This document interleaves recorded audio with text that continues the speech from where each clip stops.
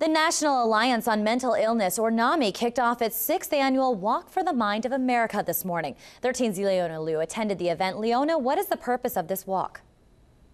The NAMI Walk serves two purposes: to raise awareness about mental illness and to raise funds to support NAMI's work at the local level.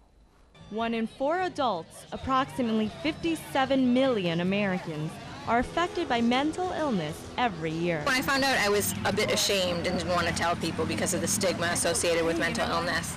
Yet most remain untreated because they don't seek help. People are afraid to talk about it, embarrassed to talk about it, but they need to talk about it. And they'll find out that there's a lot of support and a lot of people are going through the same thing that they are. Today, the silence was broken as those affected by mental illness came together to show their resolve not to let it ruin their lives. This walk is just to show people high-functioning, productive members of society like myself who have a mental illness, and we can contribute.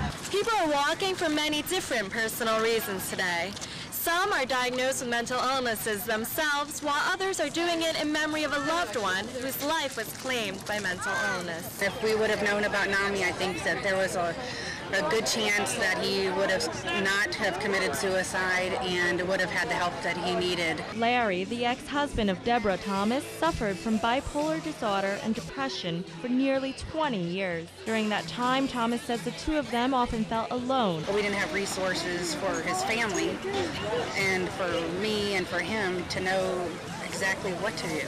Thomas and her children joined NAMI 8 months after Larry passed away to cope with their loss. Larry has 3 children, and that's all we do, reach out, and the advocacy has helped heal their grief. NAMI was established nearly 20 years ago and remains the nation's largest grassroots mental health organization.